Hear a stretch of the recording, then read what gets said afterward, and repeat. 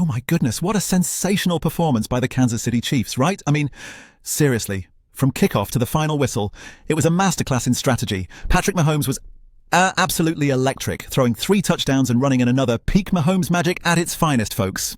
And his 132.2 quarterback rating, absolutely incredible. But hey, let's not forget the receiving core. Xavier Worthy and Marquise Brown were honestly phenomenal, making the Lions' defense look like they were running in slow-mo. Then there's Chamari Connor racking up 14 tackles with sheer determination.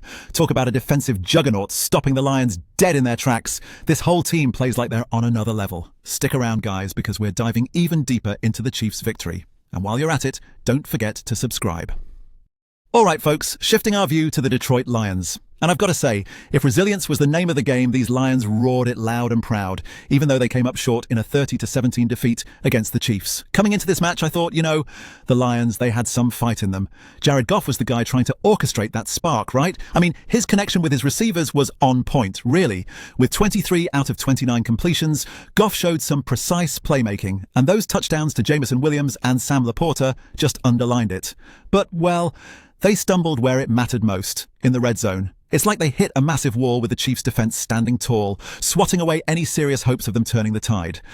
But here's where it gets interesting. While Alex Anzalone was laying it all on the line defensively with 12 tackles, it seems like, let's be honest, the efforts simply couldn't match up to Mahomes and the Chiefs' powerhouse offense.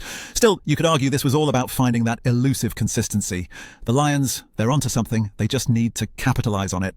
Up next, let's deep dive into those key plays that actually defined the game's shifting momentum. Now, here's the thing. When we talk about key plays in this game, it all starts with the Chiefs' drive in the second quarter. Mahomes was just in another dimension, bending the game to his will, and that 1-yard rushing touchdown, man, it was incredible. That drive set the tone and led us into the game-changing third quarter. The offensive line opened lanes like nobody's business. Mahomes just needed that split second. You could see his focus, making those crucial decisions under pressure. And then you've got Mahomes connecting with Marquise Brown for a sensational touchdown in the third quarter. It's like they were just on some next-level wavelength. Brown crisply executed that route, and the timing, wow, it gave the Chiefs an iron grip on the game's pace.